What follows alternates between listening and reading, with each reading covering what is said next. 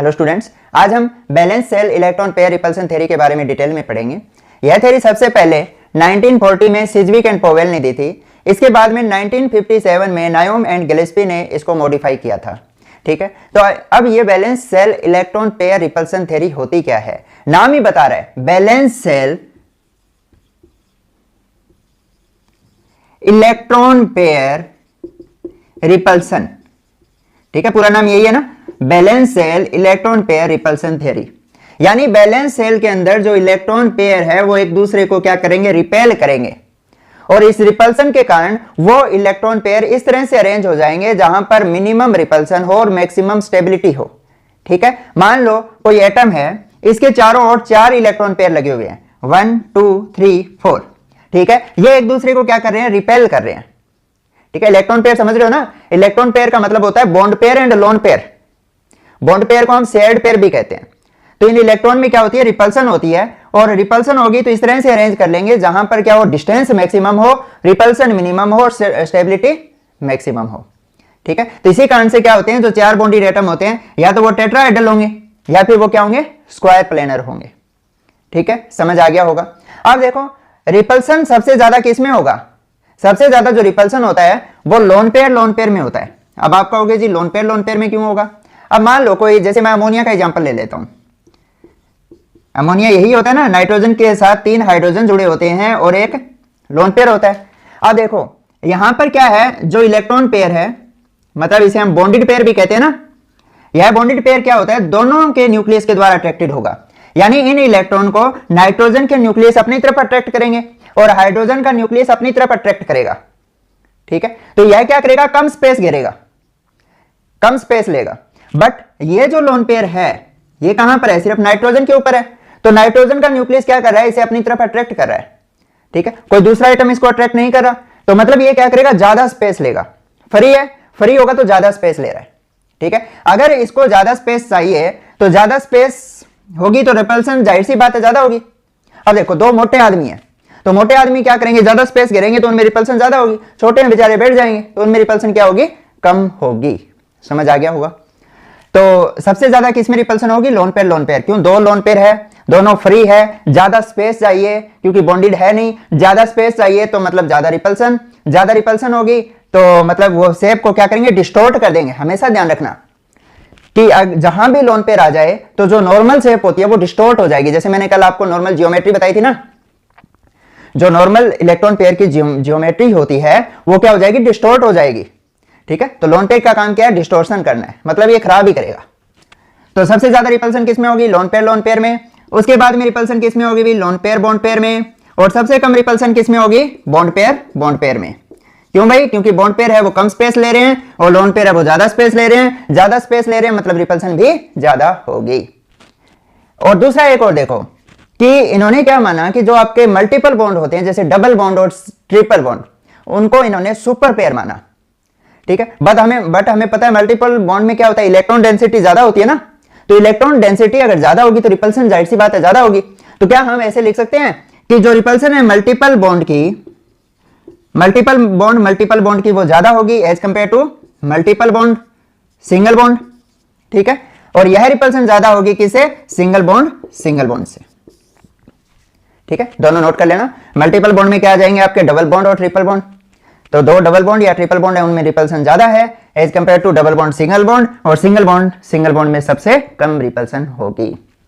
ठीक है, एक बार इतना नोट करो भाई। इसके बाद में हम 1 by 1 डिस्कस कर रहे हैं हाइब्रिडाइजेशन के साथ। हाँ, एक बात और ध्यान रखना भी, एक होता है कि जियोमेट्री ऑफ इलेक्ट्रॉन पेयर, क्या होगी, जियोमेट्री ऑफ इलेक्ट्रॉन पेयर। जैसे ये टेट्राहेड्रल है, इसमें sp3 हाइब्रिडाइजेशन है और इसमें भी क्या होगी, sp3 हाइब्रिडाइजेशन होगी। ज्योमेट्री ऑफ इलेक्ट्रॉन पेयर का मतलब क्या है, इलेक्ट्रॉन पेयर में बॉन्ड पेयर और लोन पेयर दोनों आ जाएंगे।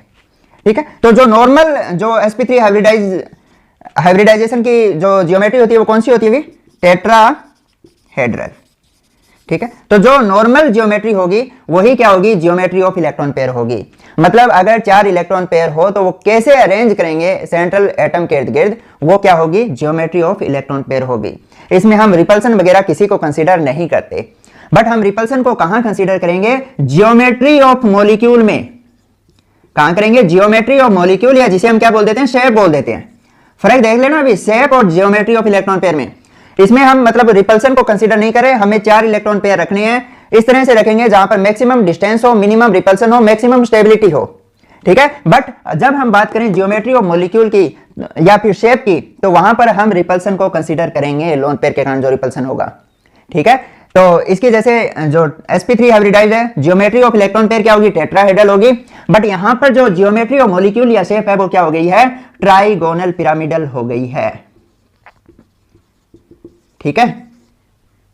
तो मतलब इस लोन पेयर के कारण क्या हो गया, ये डिस्टोर्टेड हो गया। ये लोन पेयर क्या कर रहे हैं, इन इलेक्ट्रॉन को क्या कर रहे हैं, रिपेल कर रहे हैं, रिपेल कर रहे हैं। तो इधर से भी रिपेल होगा, इधर से रिपेल होगा, जिसके कारण क्या हो गया, बॉन्ड एंगल है वो नॉर्मल टेट्राहेड्रल से डिक्रीज हो गया, ये 107.8 डिग्री हो गया। जो नॉर्मल टेट्राहेड्रल एंगल होता है वो क्या होता है, 109 डिग्री 28 मिनट होता है। इस लोन पेयर की रिपल्सन की वजह से ये क्या हो गया, डिक्रीज हो गया यहां पर, समझ आ गया होगा, ठीक है। तो ये नोट करो, फिर आगे बढ़ते हैं। आप एक टेबल बना लो भाई, उसमें क्या लिखोगे, सबसे पहले आप लिखोगे नंबर ऑफ इलेक्ट्रॉन पेयर, फिर हाइब्रिडाइजेशन, फिर मॉलिक्यूलर फॉर्मूला, फिर जियोमेट्री ऑफ इलेक्ट्रॉन पेयर, फिर लिखोगे जियोमेट्री ऑफ मॉलिक्यूल, और फिर लिखोगे एग्जांपल, ठीक है।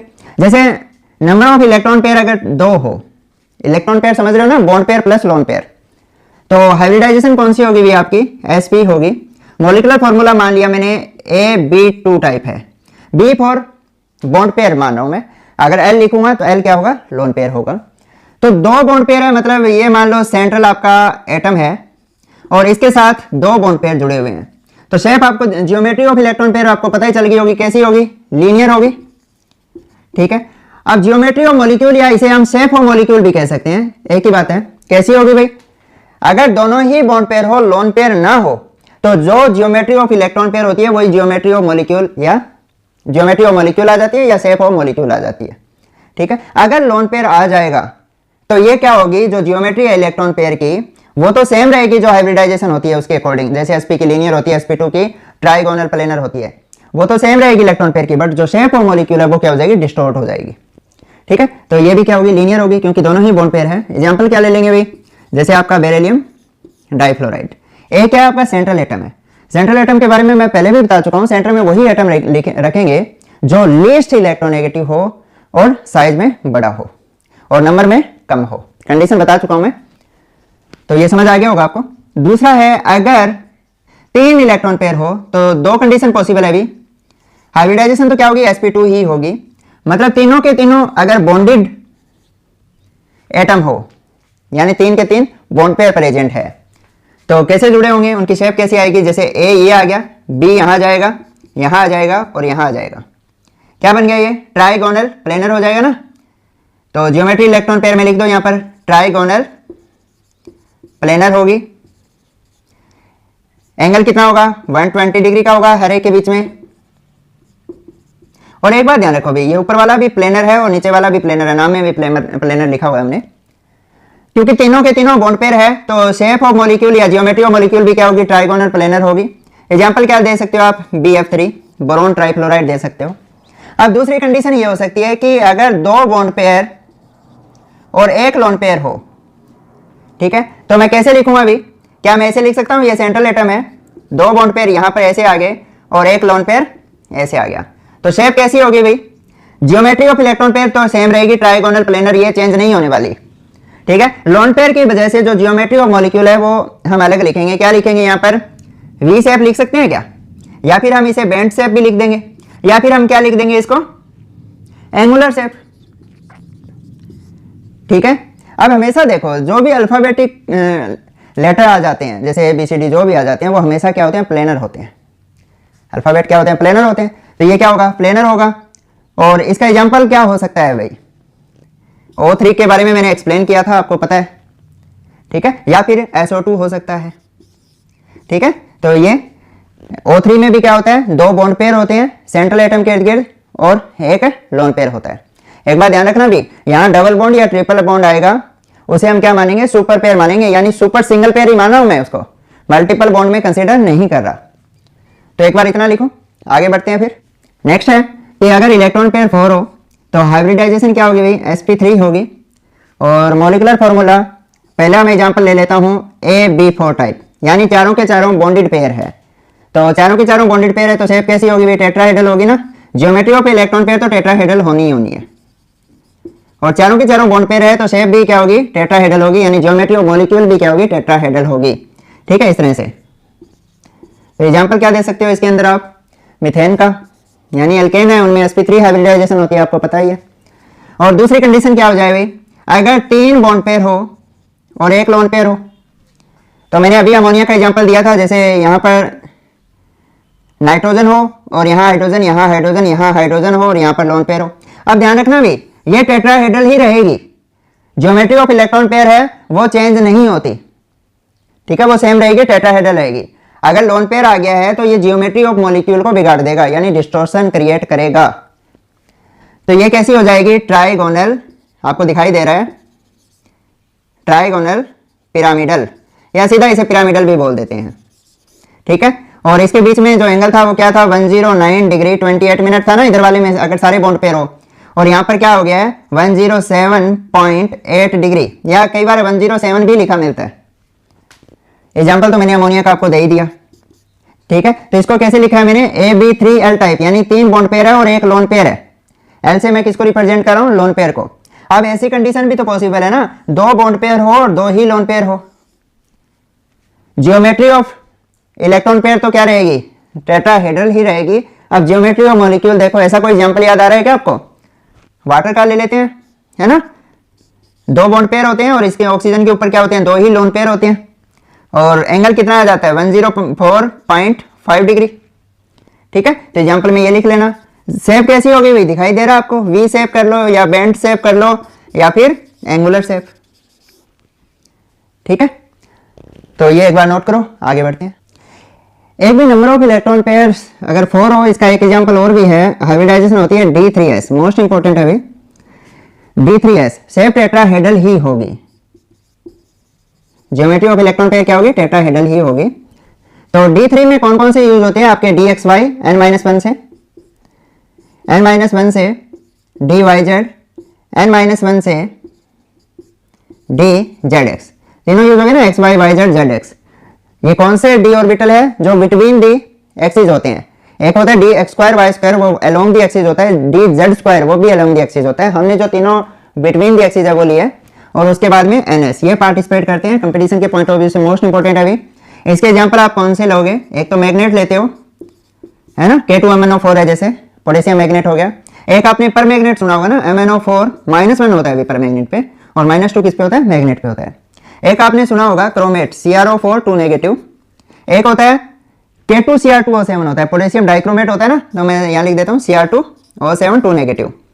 ठीक है, एक आप आगे पढ़ोगे CrO2Cl2, क्रोमाइल क्लोराइड टेस्ट करोगे आप, तो ये क्रोमाइल क्लोराइड होता है। तो इन सब की जो हाइब्रिडाइजेशन होती है वो होती है D3S, मोस्ट इंपॉर्टेंट है कंपटीशन के पॉइंट ऑफ व्यू से। नोट करो, आगे बढ़ते हैं। हाँ भाई, अब नंबर ऑफ इलेक्ट्रॉन पेयर अगर 5 हो तो हाइब्रिडाइजेशन आपको मैंने कल ही बताई थी, जैसे DsP3 हो सकती है ना, 3 एक 4 और एक 5, या फिर ये क्या हो सकती है आपकी sp3d। अब एक बार ध्यान रखना भी, यह हाइब्रिडाइजेशन 2 हाइब्रिडाइजेशन का मिक्सचर है। किस किस का भी, यह sp2 प्लस pd इनसे मिलकर बनी है। sp2 में क्या आ जाएगा, एक s आएगा, एक px आएगा, एक py आ जाएगा। जैसे मैंने कल बताया था ना आपको, ये क्या आपका ट्राइगोनल प्लेनर है। sp2 की यही हाइब्रिडाइजेशन, सॉरी यही जियोमेट्री होती है इलेक्ट्रॉन पेयर की, sp2 की यही जियोमेट्री होती है ना, ट्राइगोनल प्लेनर। अब ये तो हो गया किसका, sp2 का, s px py, मतलब एक ही प्लेन में है, xy प्लेन में। अब जो आपका pd बच गया, कल ही बताया था, यहाँ पे pz है और dz2 है, यानी z एक्सिस पे होगा। ऐसे कर दूं, ये मान लो pz है तो ये नीचे वाला क्या हो जाएगा आपका, dz2 हो जाएगा। तो ये कौन सी आपकी जियोमेट्री बन गई है इलेक्ट्रॉन पेयर की, ये है ट्राइगोनल बाय पिरामिडल। ठीक है, TBP बोलते होते हैं। तो ध्यान रखो भाई, अगर आपसे पूछ ले कि एस करेक्टर ज्यादा कहां है, तो आपको दिखाई दे रहा है अबव और बिलो द प्लेन, यानी जो एक्सिस के ऊपर है उनमें तो एस करेक्टर नहीं है, वो PD से मिलकर बने हुए हैं। ज्यादा एस करेक्टर कहां पर है, जो इक्वेटोरियल पोजीशन पर है, इसे हम इक्वेटोरियल पोजीशन कहते हैं। लास्ट लेक्चर आपको देखा है तो आपको समझ आ गया होगा, ये तीनों इक्वेटोरियल पोजीशन पर है और ये क्या आपके एक्सियल पोजीशन पर है। ठीक है, अब हमेशा ध्यान रखना कि जो इक्वेटोरियल पोजीशन है उनका एंगल कितना है, 120 डिग्री होता है, और जो एंगल है ये दोनों क्या होंगे, इनके इक्वेटोरियल के 90 डिग्री के एंगल पे होंगे। मान लो ये आपका प्लेन है, यह सेंट्रल एटम है, इसके एक एटम यहाँ जुड़ा हुआ है, एक एटम यहाँ जुड़ा हुआ है और एक एटम यहाँ जुड़ा हुआ है, तो एक ही प्लेन में हो गया ये। और एक क्या होगा, अबो द प्लेन हो जाए, बिलो द प्लेन, और एक अबो द प्लेन है, तो ये 90 डिग्री पे हो गए ना एक दूसरे के। एक दूसरे के नहीं कह रहा मैं, इक्वेटोरियल के 90 डिग्री पे हो जाएंगे। क्लियर है? तो ये वाला इक्वेटोरियल के 90 पे है, यानी हम ये कह सकते हैं एक्सियल और जो इक्वेटोरियल है वो तो एक दूसरे के 90 डिग्री पे है, और इक्वेटोरियल है वो एक दूसरे के 120 पे है। समझ आ गया होगा ना? ये इक्वेटोरियल है, ये तीनों इक्वेटोरियल, 1 2 3, ये 120 पे है, और इक्वेटोरियल एक्सियल कितने पे है, 90 डिग्री पे है। और अगर एक्सियल की बात करूं तो ये क्या हो जाएगा, 180 डिग्री पे हो जाएगा। क्लियर है? तो अब आपका यहां पर दुविधा ये हो जाएगी कि अगर लोन पेयर आ जाए तो वो कहां रखेंगे हम।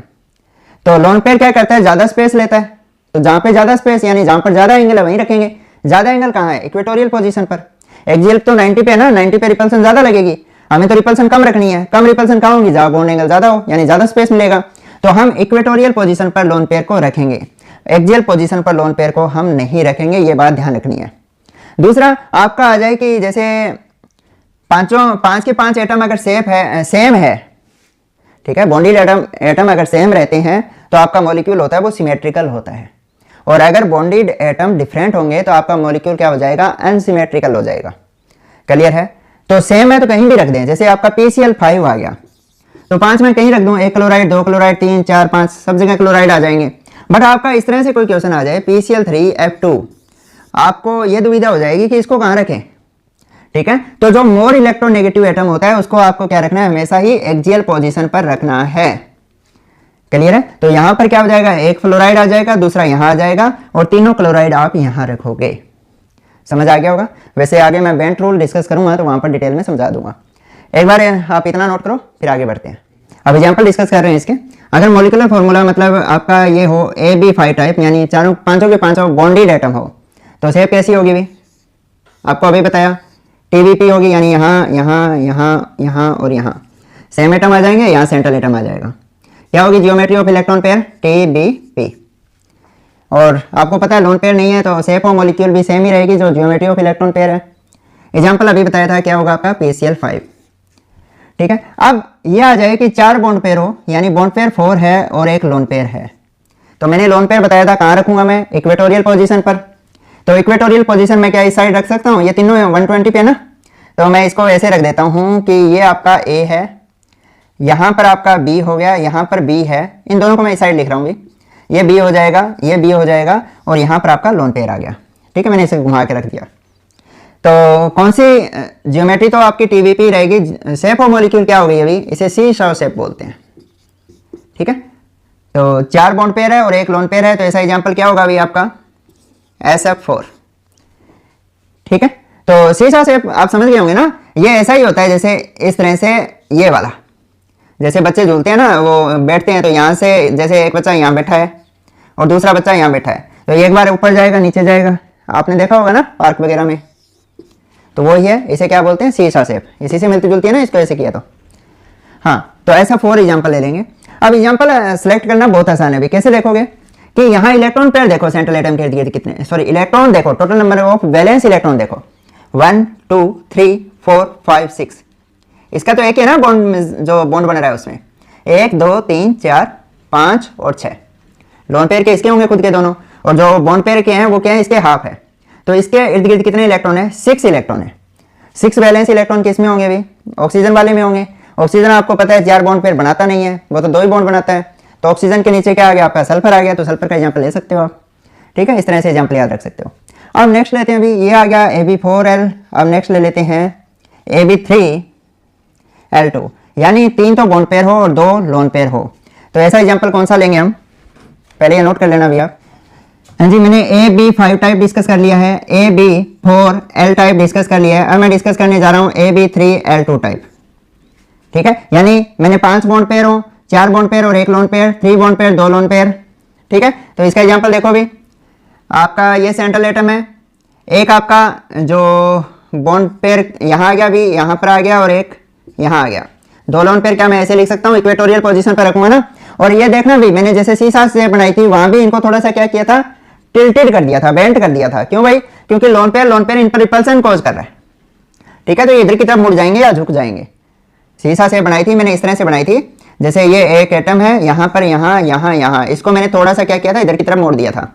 क्यों भाई, लोन पेयर है वो रिपल्सन कॉज करेगा, इस पर भी इस पर भी। ठीक है, आप थोड़ा शेप अच्छी बना लिया करो भाई। अब देखो ये क्या होगी आपकी, दिखाई दे रहा है ज्योमेट्री ऑफ शेप कैसी हो जाएगी, टी शेप है ना ये, या कई बार ऐसे भी लिख सकते हैं बेंट टी शेप या सिंपल टी शेप, याद रख लो। अब देखो हम कौन सा एग्जांपल लें, कैसे सिलेक्ट करेंगे, एक इलेक्ट्रॉन, 2 3 4 5 6 और 7, यानी जिनके वैलेंस शेल में 7 इलेक्ट्रॉन हो, यानी हम हेलोजन पे पहुंच जाए। हेलोजन पे हम क्या ले सकते हैं, Cl के साथ F3 जोड़ दिया, इंटर हेलोजन कंपाउंड है। ठीक है, ये इसके साथ जुड़ेगा, मतलब यहाँ क्लोराइड, यहाँ फ्लोराइड, फ्लोराइड फ्लोराइड, यहाँ क्लोरीन होगा, यहाँ फ्लोराइड फ्लोराइड फ्लोराइड आ जाएगा। ठीक है, तो टी शेप बन जाएगी इसकी। नेक्स्ट एग्जांपल लेते हैं कि अगर यहाँ हो 2 बॉन्ड पेयर और 3 लोन पेयर हो, तो सीधी सी बात है 3 इक्वेटोरियल पोजीशन थी, ये एक एटम है, एक इक्वेटोरियल पोजीशन ये मान ली मैंने, दूसरी ये वाली और तीसरी ये वाली, यानी तीनों इक्वेटोरियल पोजीशन पर लोन पेयर आ गए हैं।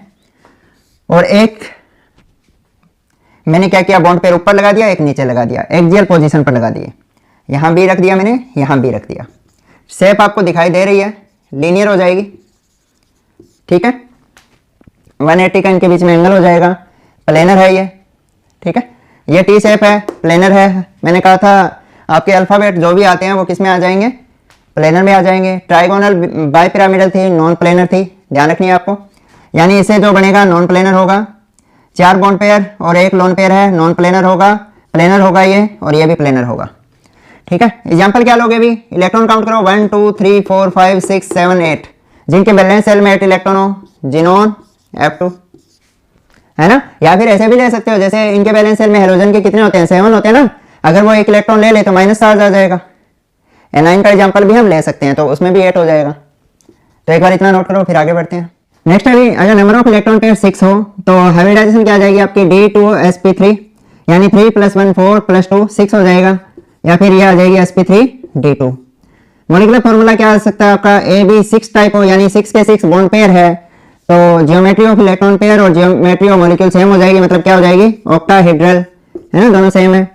एग्जाम्पल क्या ले सकते हैं अभी, 6 वाला, पहले तो ये बना के देखो स्ट्रक्चर, इस तरह से आएगी ना। इसे प्लेनर बाई पिरामिडल भी कह सकते हैं अभी, स्क्वायर प्लेनर बाई पिरामिडल। ठीक है, इसे स्क्वायर बाय पिरामिडल भी बोल सकते हैं, बट हम क्या बोलते हैं, ऑक्टाहेड्रल। ऑक्टाहेड्रल क्यों, मतलब 8 फेस, लास्ट लेक्चर में मैं बता चुका हूँ ये आपको। एंगल क्या होगा, 90 डिग्री का होगा। ठीक है, सारे मतलब 90 डिग्री पे सिमेट्रिकल है ये आपका, और प्लेनर नहीं है। ठीक है, एक अबव दी है, एक बिलो दी एक्सिस है।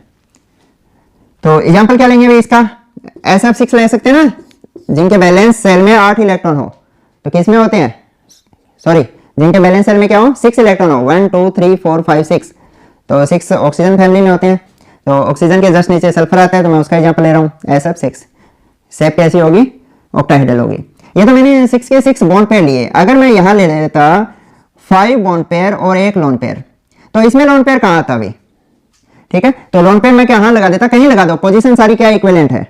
ठीक है, मैंने मान लो कि यहाँ लोन पेयर लगा दिया। Geometry of electron pair octahedral ही रहेगी, लोन पेयर आ जाए चेंज नहीं होगा। अब जियोमेट्री ऑफ मॉलिक्यूल क्या हो गई भाई, चेंज हो गई। अब देखो ये क्या आपका स्क्वायर है, और ये क्या है आपका पिरामिड हो गया, तो शेप कौन सी होगी, स्क्वायर पिरामिडल। वो बाई पिरामिडल था ना ऊपर वाला, ये वाला, और ये क्या हो गया, स्क्वायर पिरामिडल हो गया। इसमें एग्जांपल देखो भी क्या आएगा, पहले काउंट करो इसके वैलेंस इलेक्ट्रॉन, 1 2 3 4 5 6 7, यानी जिनमें 7 आपके वैलेंस इलेक्ट्रॉन हो, मतलब हेलोजन पे पहुंच जाए हम। हेलोजन मैंने क्या लगा दिया, आई ले लिया, आई का साइज बड़ा होता है ना आयोडीन का, और इसके इर्द गिर्द मुझे 5 बॉन्ड पेयर लगाने हैं, तो मैं IF5 लिखा, तो इंटर हेलोजन कंपाउंड ले लिया, और 1 लोन पेयर बच जाएगा, तो ऐसी शेप बन जाएगी आपकी। नेक्स्ट लेते हैं अभी AB4 L2 टाइप, यानी 4 बॉन्ड पेयर हो और 2 लोन पेयर हो। तो इस केस में क्या आएगा, अभी लोन पेयर एक दूसरे के अपोजिट कर दो, रिपल्सन मिनिमम रखनी है ना हमें, तो रिपल्सन मिनिमम इसी में रहेगी, इनके बीच में 180 का एंगल आ जाएगा। ठीक है, एक अबव दी प्लेन है, एक बिलो दी प्लेन है। शेप कैसी हो जाएगी, स्क्वायर प्लेनर हो जाएगी, स्क्वायर प्लेनर है ना, ज्योमेट्री तो वही रहेगी इलेक्ट्रॉन पेयर की, ऑक्टाहेड्रल, स्क्वायर प्लेनर है। अब देखो यहाँ पर एग्जांपल क्या ले सकते हैं, वैलेंस इलेक्ट्रॉन काउंट करो, 1 2 3 4 5 6 7 8 यानी 8 इलेक्ट्रॉन नोबल गैस पे पहुंच जाए, क्या बना दें, XE 4 बॉन्ड पेयर बनाने हैं, F4 बना दूं मैं, है ना। नोबल गैस या तो फ्लोरीन से रिएक्ट करती है या ऑक्सीजन से करती है, हाईली इलेक्ट्रोनेगेटिव के साथ रिएक्ट करती है, वरना नहीं करती, वो भी हाई प्रेशर टेम्परेचर पर, वैसे लीस्ट रिएक्टिव होती है। तो समझ आ गया होगा। अब आप कहोगे जी क्या ऐसा कोई एग्जांपल आ सकता है AB3L3 टाइप? बिल्कुल नहीं आएगा, क्योंकि अगर ऐसा कोई एग्जांपल लोगे तो या तो लोन पेयर आप यहां लगाओगे, है ना, या यहां लगा लो, कहीं लगा लो, एडजेसेंट पोजीशन पे आ गए लोन पेयर, तो रिपल्सन ज्यादा होगा, कंपाउंड क्या होगा, आपका अनस्टेबल होगा, तो ये एग्जिस्ट नहीं करता। ठीक है, नोट करो, आगे बढ़ते हैं। लास्ट हाइब्रिडाइजेशन डिस्कस करने जा रहा हूं भी, जिनमें नंबर ऑफ इलेक्ट्रॉन पेयर क्या हो, 7 हो, और हाइब्रिडाइजेशन क्या हो जाएगी भाई आपकी sp3d3 यानी 3 + 3 6 + 1 7। ठीक है, तो मॉलिक्यूलर फॉर्मूला क्या आएगा अभी, EB7। शेप कैसी होगी, ये सेंट्रल एटम है, 1 2 3 4 5, एक अबव द प्लेन, एक बिलो द प्लेन, ये सारे पांचों के पांचों हैं वो प्लेनर है, मतलब यह प्लेन है, इस पे 5 के 5 एटम है, एक अबव द प्लेन है और एक बिलो द प्लेन है, मतलब अबव और बिलो वाले क्या होंगे, 90 डिग्री के एंगल पे होंगे, और ये पांचों एक ही प्लेन में है, मतलब सारा एंगल कितना होता है, 360 होता है ना ये सारा, तो 360 है तो एक कितना आएगा, 360/5 कर दो, 72 आता होगा ना, तो इनके बीच का जो एंगल होता है वो 72 होता है, जो इक्वेटोरियल पोजीशन पे है, ये पांचों के पांचों क्या इक्वेटोरियल पे है, इक्वेटोरियल का एंगल है वो 72 होगा, इक्वेटोरियल एक्सियल का एंगल क्या होगा, 90 डिग्री होगा, और एक्सियल का एंगल क्या होगा, 180 होगा, ये ध्यान रखना है आपको। इक्वेटोरियल है ना, ये सारे इक्वेटोरियल पे, इन पे 72 होगा, यह इक्वेटोरियल है, यह एक्सियल है, यानी इक्वेटोरियल ये एक्सियल यह 90 का होगा, चाहे अबव द प्लेन हो चाहे बिलो द प्लेन हो, और एक्सियल में मतलब एक दूसरे के क्या होंगे, 180 पे होंगे ना, ये ध्यान रखना है आपको। तो इसमें क्या होगा भाई, जैसे एग्जांपल ले रहे हैं जिनमें 7 आपके बॉन्ड पेयर हो, तो 7 बॉन्ड पेयर है, मतलब सेंट्रल एटम के पास 7 बैलेंस इलेक्ट्रॉन हो, तो मैं क्या एग्जांपल ले सकता हूँ, IF7 का। हाँ, इसकी ज्योमेट्री ऑफ इलेक्ट्रॉन के पेयर क्या होगी भी, पेंटागनल बाय पिरामिडल, लिख लोगे ना। इसके बाद में सेम ही आएगी, pentagonal bipyramidal, geometry of molecule भी, क्योंकि कोई लोन पेयर नहीं है ना। नेक्स्ट एग्जांपल लेते हैं जिनमें मतलब 6 बॉन्ड पेयर हो और एक लोन पेयर हो। एक लोन पेयर को कैसे लगाएंगे भी, जैसे यहाँ ऊपर लगाएंगे जहां पर रिपल्सन कम होगी, रिपल्सन कम कहाँ होगी, जो एंगल बड़ा होगा, ये तो 72 है, यहाँ पे तो रिपल्सन ज्यादा होगी, तो मैंने क्या किया, यहां पर लगा दिया। ठीक है, अब इसकी शेप क्या होगी, गड़बड़ा जाएगी, और ये शेप बन जाएगी डिस्टोर्टेड ऑक्टाहेड्रल। क्या बन जाएगी, डिस्टोर्टेड ऑक्टाहेड्रल शेप बन जाएगी, यानी ये लोन पेयर क्या हो सकता है, इसकी 2 पॉसिबिलिटी है, या तो बिटवीन द फेस आ जाए या फिर बिटवीन दी एज आ जाए। ठीक है, तो इसकी शेप कुछ ऐसी हो जाएगी, यहां आ गया ये।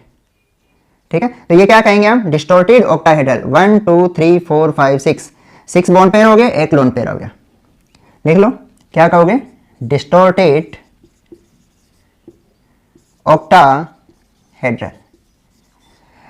आपके ना 2 तरह के मॉलिक्यूल होते हैं, एक तो रिजिड होते हैं, रिजिड में तो मतलब क्या होता है, जिनमें बॉन्ड पेयर, लोन पेयर और एंगल क्या होता है, फिक्स रहता है, और एक होते हैं नॉन रिजिड। ठीक है, नॉन रिजिड में क्या होगा, आपका बॉन्ड पेयर है या लोन पेयर है, वो एक दूसरे को रीअरेंज कर लेंगे, जैसे यहां पर रीअरेंजमेंट हुई है। ठीक है, जैसे अमोनिया के केस है, अमोनिया में भी क्या होता है, रीअरेंजमेंट हो जाती है बॉन्ड पेयर और लोन पेयर की, यहां भी हुई है। एग्जांपल कौन सा लेंगे भी, देखो 6 बॉन्ड पेयर है, मतलब 1 2 3 4 5 6, 2 इलेक्ट्रॉन यहाँ पे है, 7 8, मतलब जिनमें 8 बैलेंस इलेक्ट्रॉन हो, एक्सी ले लूं, 6 बॉन्ड हो, F6। ठीक है, ये भी क्या होगा, नॉन रिजिड होगा, यानी यहाँ पर क्या होगी, इलेक्ट्रॉन पेयर या बॉन्ड पेयर की क्या होगी, ये अपनी पोजीशन है वो एक्सचेंज कर सकते हैं या इंटरचेंज कर सकते हैं, तो जिससे ये क्या हो गया, इसकी शेप डिस्टोर्टेड ऑक्टाहेड्रल हो गई है। ठीक है, नोट करो, और मेरी तरफ से आपका ये कंप्लीट हुआ भी। अब हाइब्रिडाइजेशन मैंने आपको बता रखा है, कैसे आप पता लगा सकते हो, कोई फॉर्मूला की जरूरत नहीं है, सिंपल काउंट करो भाई। क्या काउंट करना है हाइब्रिडाइजेशन के लिए आपको, number of bond pair plus number of lone pair.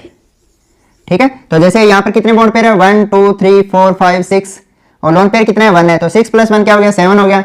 7 किस केस में होती है, sp3d3 में होती है, तो आसानी से काउंट कर लोगे। आपको number of bond pair plus lone pair count करने हैं।